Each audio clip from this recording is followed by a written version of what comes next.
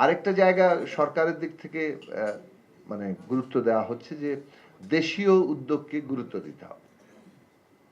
আমাদের দেশীয় মানে আমরা এর মানে এই নয় যে মানে ফরেন ইনভেস্টমেন্ট কোনো মানে ইয়ে হচ্ছে না। সরকার ফরেন পাবলিক ইনভেস্টমেন্ট যদি যথেষ্ট মাত্রায় ভালো পারফর্ম করে এফিশিয়েন্টলি এবং এফেক্টিভলি সেটা বাস্তবায়িত হয়, ইমপ্লিমেন্টেশন হয়, তাহলে একটা অর্থনীতিতে একটা চাঞ্চল্য সৃষ্টি হবে এবং সেই ক্ষেত্রে দেশি বিদেশি বেসরকারি বিনিয়োগটা বৃদ্ধি হবে।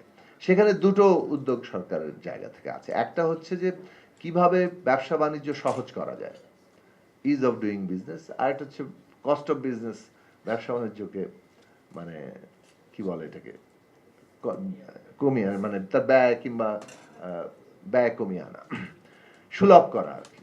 ব্যবসা বাণিজ্যকে সুলভ করা তার এবং এইটার যে সহজ করা, এই দুটো কাজ নানা অর্থনৈতিক অর্থনৈতিক ব্যারিয়ার থাকে আমাদের এখানে। যেভাবে লাইসেন্সিং, যেভাবে এক একটা সামান্য স্মল মিডিয়াম লেভেলের উদ্যোগ নিতে গিয়ে একজনকে যে পরিমাণে তার যতগুলো অফিস ঘুরে যত ধরনের প্রক্রিয়ার মধ্যে দিয়ে যেতে হয়, তাতে তার ইনভেস্টমেন্টের বড় অংশ চলে যায়, সময় চলে যায়, ধৈর্য যদি ঘটে, তো নানা রকম অবস্থা এখানে সৃষ্টি হয়। এই ক্ষেত্রে একটা বড় পরিবর্তনের জায়গা আনা, এবং সেটা যেমন দেশীয় উদ্যোক্তাদের ক্ষেত্রে, বিদেশি উদ্যোক্তাদের জন্য।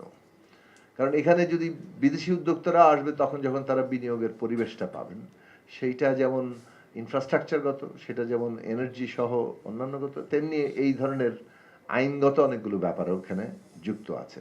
এবং আইনগত দিক থেকে যেমন লাইসেন্সিং একটা ব্যাপার, ওয়ান স্টপ সার্ভিস পাওয়ার একটা ব্যাপার, তেমনি আরেকটা ব্যাপার হচ্ছে যে তারা রেমেডি পাবে কিনা, আইনগত তাদের যে সুরক্ষা, সেই জায়গাগুলো তারা পাবে কিনা। তো সেই সব দিকগুলোতে কাজ করার চেষ্টা করা হচ্ছে। কিন্তু ফোকাসটা হচ্ছে, গতকাল এনএসসি মিটিংয়েও মাননীয় প্রধানমন্ত্রী আলোচনা করেছেন যে দেশীয় উদ্যোক্তাদের, দেশীয় বিষয়টাকে আমাদের অবশ্যই গুরুত্বের সাথে সবসময় সাথে রাখতে হবে এবং আমাদের সক্ষমতা বিল্ড আপ করতে হবে। আমরা বিশ্বের সাথে যুক্ত হচ্ছি, যুক্ত হয়ে গেছে অনেক আগেই, এবং এটা একটা কন্টিনিউয়াস প্রসেস। এই যে বৈশ্বিকীকরণ চলছে, সেইটার মধ্যে আমাদের নিজস্ব ভিত্তি নির্মাণ, এইটা একটা প্রায়োরিটির জায়গা। আর এইখানে যে কথাটা বলা হয়েছে সেটা ইনফ্যাক্ট আজকে সকালে আমরা দুটো প্রজেক্ট নিয়ে আলোচনা করছিলাম এবং সেখানে এই প্রসঙ্গটি আলোচনা হচ্ছিল যে টেকনোলজি ট্রান্সফারের ক্ষেত্রে আমরা এখানে কি ক্লজ আছে, এবং এইটা এখন খুব প্রায়র ইস্যু।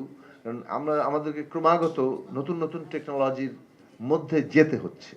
সেটা আপনি ধরেন যোগাযোগ ব্যবস্থার ক্ষেত্রে আমরা যেমন এমআরটি, এই যে মানে কি বলে এটাকে, মেট্রো রেল সিস্টেমের মধ্যে যাচ্ছি, তেমনি সমস্ত দিক থেকে অটোমেশনের দিকে যাওয়া হচ্ছে বিভিন্ন আমাদের ব্যবস্থাপনাগুলো পরিচালনার ক্ষেত্রে। সেটা একেবারে ট্যাক্স ব্যবস্থাপনা থেকে শুরু করে বিভিন্ন প্রতিষ্ঠান, এমনকি এই যে প্রজেক্ট বাস্তবায়নের ক্ষেত্রেও। আর অন্য দিক থেকে দুনিয়ায় তো একটা আর্টিফিশিয়াল ইন্টেলিজেন্সের যুগে ঢুকে পড়েছে। এখন এরকম একটা পরিস্থিতিতে টেকনোলজিতে যদি আমরা নিজেরা ইকুইপ না থাকি, তাহলে কমপ্লিটলি আমরা মানে পরনির্ভরশীল হয়ে পড়ব, এবং সেই দিক থেকে টেকনোলজি ট্রান্সফারও সরকারের একটা গুরুত্বপূর্ণ প্রায়োরিটির জায়গা। এখন এইগুলোর সমন্বয় কিভাবে হবে,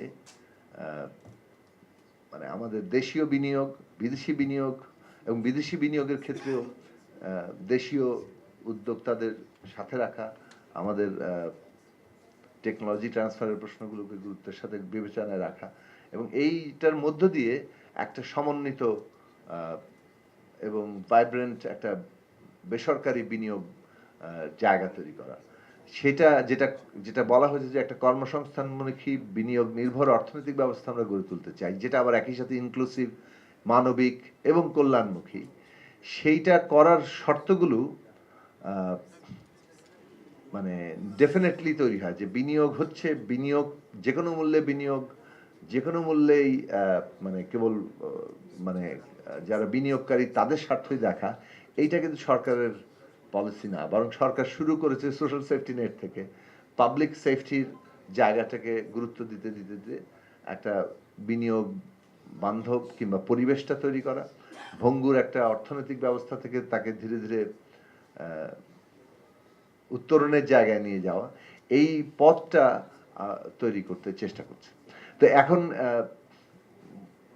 এই কথাগুলো বলাটা আমরা যতটা আমাদের সরকারের পলিসি আমরা ইমপ্লিমেন্ট করার চেষ্টা করছি সেই জায়গা থেকে বললাম। আসলে কয়েকটা কথা এবার আমি নিজের জায়গা থেকে বলি, সেটা হচ্ছে যে এই কথাগুলো আমরা আগেও অনেক বারবার বলেছি, যে একটা হচ্ছে যে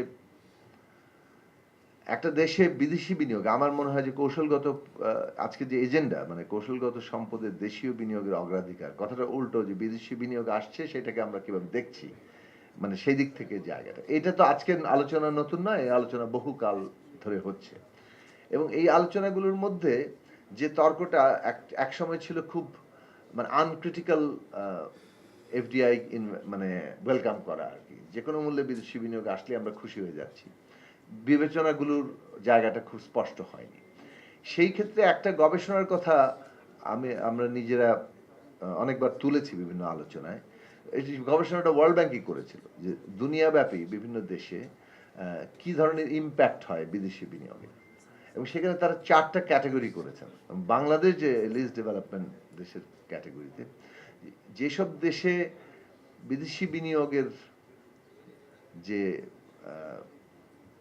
আসে এবং সেই বিদেশি বিনিয়োগের ফলে যে মুনাফা তৈরি হয়, সেটা যদি পুনর্বিনিয়োগ না হয়, পুনর্বিনিয়োগ হচ্ছে নাকি ক্যাপিটাল পুরো চলে যাচ্ছে, 2 নম্বর হচ্ছে যে এখানে টেকনোলজি ট্রান্সফার হচ্ছে কিনা, 3 নম্বর হচ্ছে যে সেখানে একটা কম্পিটিটিভ জায়গা তৈরি করতে পারছে কিনা বাজারে, সেটা যদি না হয় তাহলে এই ধরনের দেশগুলোতে বিদেশি বিনিয়োগ সবসময় ইতিবাচক প্রভাব ফেলে না। ওয়ার্ল্ড ব্যাংকের গবেষণায় বলছে যে অনেক ক্ষেত্রে নেতিবাচক। তো সেই জায়গা থেকে এইটা কিন্তু একটা দেশের নিজস্ব পলিসির ব্যাপার।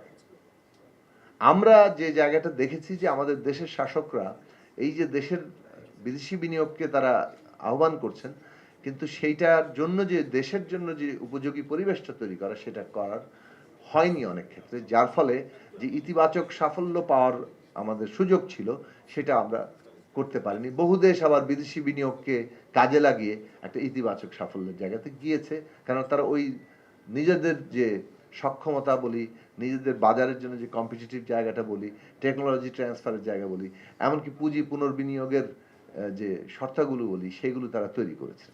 বাংলাদেশের বর্তমান সরকারের একটা জায়গা, মানে এখন পর্যন্ত যে পলিটিক্যাল কমিটমেন্ট ঘোষিত হয়েছে এবং মানুষের কাছে গিয়েছে, সেই জায়গা থেকে স্পষ্টতই মানুষও জানেন, সরকারের অভ্যন্তরীণ কর্মকাণ্ডের মধ্য দিয়ে এটা অনেক ক্ষেত্রে স্পষ্ট হচ্ছে যে বাংলাদেশের এই নিজস্ব ভিত্তি নির্মাণ করে তার সাথে বিদেশি বিনিয়োগকে যার একটা সংমিশ্রণ ঘটিয়ে এখানে একটা বিনিয়োগ নির্ভর, ইনক্লুসিভ এবং মানে যাকে বলে ন্যায্য, মানে যেখানে একটা সকলের জন্য ন্যূনতম মর্যাদা এবং অধিকারের জায়গা থাকবে, সেই রকম একটা ব্যবস্থা গড়ে তোলার প্রতিজ্ঞা আছে।